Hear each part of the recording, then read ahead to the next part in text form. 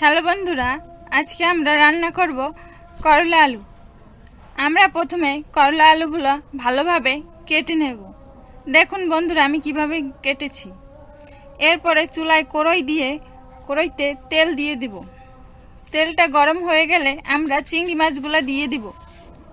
চিংড়ি মাছ দিয়ে ভালোভাবে ভেজে নেব, যাতে চিংড়ি মাছগুলোর কাঁচা গন্ধ না থাকে। দেখুন বন্ধুরা, আমি কতটুকু ভেজে নিয়েছি চিংড়ি মাছগুলা। এরপরে জল দিয়ে দিব। মশলাটা যাতে ভালোভাবে ভাজা হয় এর জন্য আমি জলটা দিয়েছি। এরপর হলুদের গুঁড়া দিয়ে দিবেন। হলুদের গুঁড়ার পর মরিচের গুঁড়া দিবেন। মরিচের গুঁড়া দেওয়া হলে আপনারা লবণটা দিবেন। লবণটা দিয়ে আপনারা ভালোভাবে নেড়েচেড়ে মশলাটা কষিয়ে নেবেন। দেখুন বন্ধুরা, আমি কিভাবে মশলাটা কষাইতে আসি।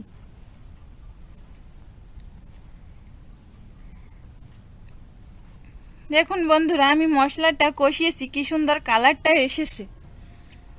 এরপরে আপনারা আলুগুলো ধুয়ে আলুগুলা দিয়ে দিবেন। আলুগুলা দিয়ে কিছুক্ষণ সময় আপনারা কষিয়ে নেবেন আস্তে আস্তে করে, যাতে ভালোভাবে কষানো হয়। এরপরে আমি জল দিয়ে দিচ্ছি।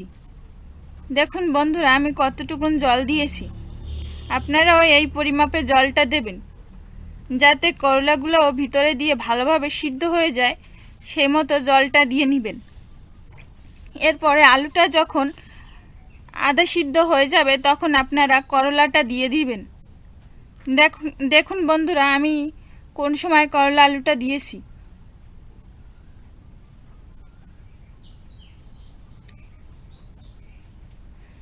এরপরে লাড়াচাড়া দিয়ে আপনারা কিছুক্ষণ সময় জাল দিয়ে নেবেন।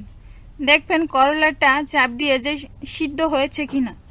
সিদ্ধ হলে আপনারা তেল পোড়ার জন্য করলা আলুটা নামিয়ে নেবেন।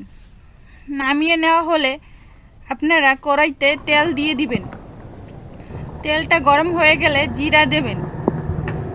জিরা একটু ফোটা শুরু করলে আপনারা সরিষাটা দেবেন। সরিষাটা যখন ফুটবে তখন আপনারা একটা চামচের সাহায্যে সরিষাগুলো ভালোভাবে ফাটিয়ে নেবেন। সরিষাগুলো আস্তে থাকলে খেতে স্বাদ লাগে না, এর জন্য আপনারা সরিষাগুলা ভালোভাবে ফাটিয়ে নেবেন। দেখুন আমার সরিষাগুলা ফাটানো হয়ে গিয়েছে। এখন আপনারা সরিষাগুলো ফাটানো হওয়ার পর তরকারিটা দিয়ে দেবেন। তরকারিটা দিয়ে আপনারা ভালোভাবে একটু লাড়াচাড়া দেবেন। লাড়াচাড়া দেওয়ার কিছুক্ষণ সময় আপনারা জাল দেবেন। 5 থেকে 7 মিনিট জাল দিলেই হবে। এরপরে আপনারা নামিয়ে দেবেন। দেখুন বন্ধুরা, কি সুন্দর রান্না হয়েছে করলা আলুটা।